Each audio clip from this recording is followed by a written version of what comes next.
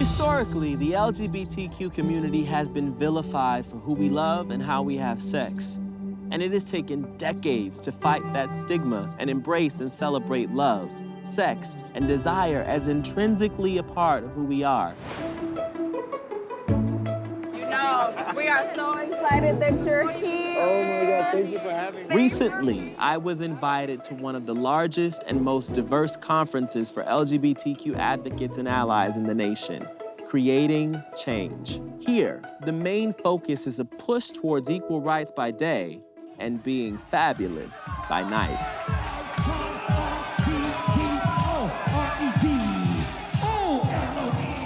But day or night, one thing woven into the fabric of this entire conference is sex positivity and empowerment. So it wasn't hard to find 3 sex educators who were willing to step out of the conference and talk with me candidly about modern love, sex, and identity in the queer community.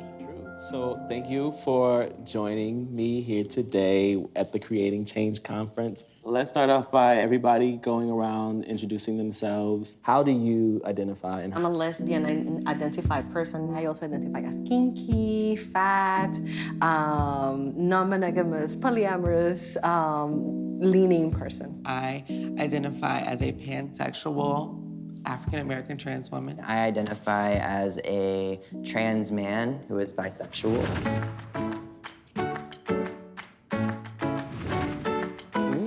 Okay. You want to start, Celiana? Sure. I think that enthusiastic consent is something that really turns me on. And so I try to gather as much information as possible, and having sexy questions is important. And so I try to explore before. Well, any question you ask with that accent is going to be a sexy question. My idea of great sex is all around openness and communications, making a great, memorable, orgasmic experience. And my idea of a great sexual encounter would have to be someone that I can be my authentic self around, that I can just really like be my freakiest. Come on, good sex. Right, so that's it. So, Kyla and Cole, I'm wondering if your trans experience and your identity has sort of informed your ideas about what good sex is. Absolutely, because for so long, so many partners, they see you only one way. Mm-hmm. Yeah, and I think there's just so much transphobia in our society. As trans people, we sometimes sacrifice our own needs because we're under the impression of, oh, well, I'm fortunate. I'm so fortunate that this person has decided to be intimate with me in this way. And thankfully, now we know that we're beautiful and deserving, but sometimes in our relationships, we haven't known that to be true. And so it does affect the quality of the connection that you're having. I am recently married, thank God that came about.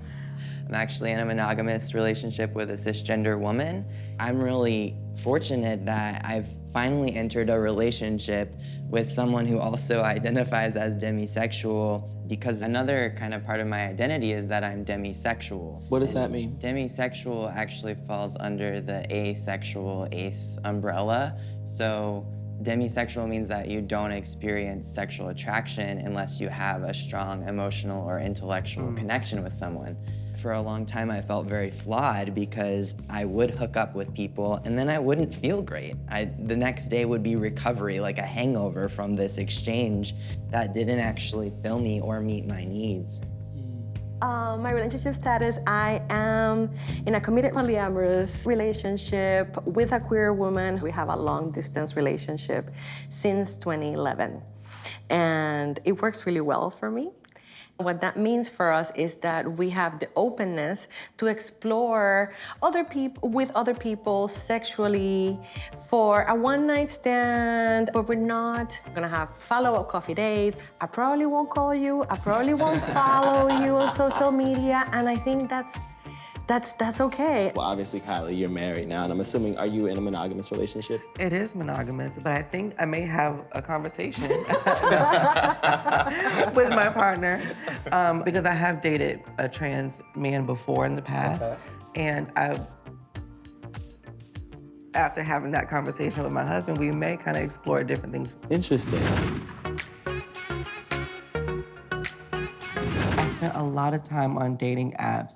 And dating apps was so frustrating for me because I didn't always know the right one to go to. So I started off with Jacked because it was like primarily for gay men. And although I don't identify as a gay man, I used to. So I was like, okay, I'll get me a Jacked, I'll see what's going on.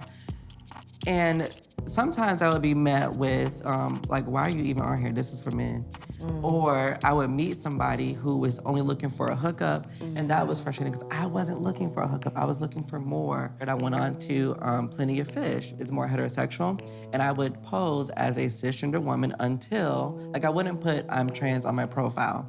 I would talk to the guys, and then if I felt comfortable disclosing, then I would. Some were good with it, some weren't. And then I went to OkCupid, which kind of gave me a little bit more room to be myself because they had places where you can put, I'm transgender, I'm non-binary, I'm this, I'm that. It just had more things too that we could put to identify and kind of ease it when I did talk to someone. I was on several apps, Plenty of Fish, OkCupid. Do we talk? We didn't talk. What a shame. Missed opportunity. But before my transition, I primarily dated women and non-binary people. Okay. And as I started my medical transition, I started getting more attention from gay men. And that was very affirming and validating in a lot of ways because I had always had attraction towards men. There just wasn't something quite right whenever I sought relationships with men because I knew that before my medical transition, those men were seeing me as my sex assigned at birth, which is not how I identified. So entering a relationship with a man prior to my medical transition would read in a relationship dynamic that I didn't fit in. It was like a different version of myself that I couldn't relate to was what that person would connect with. Interesting. So there's a strong connection between gender identity and your sexuality and the way the two sort of play out. And in order for you to really embrace and engage with your sexuality in a way that's fulfilling, you had to first embrace and engage with your gender identity in a way that's... Absolutely. Yeah. That's exactly the case for me. How important is it for queer folks to accept or reject traditional ideas about relationships and dating?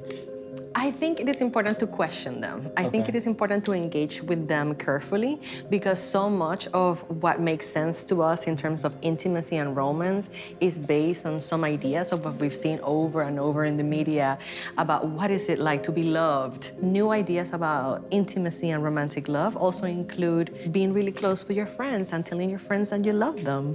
And so I think that doesn't come with a lot of the heteronormative world that we live in, no? So I think that it is important to push back what doesn't make sense. Thank you all so much. Thank you for being so candid and sharing your experiences and being vulnerable, and I appreciate you all very much. Thank you. What are you looking for when it comes to love and sex?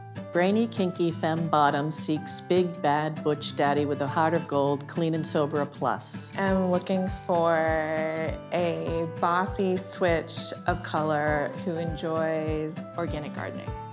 I'm looking for an honest person who can communicate.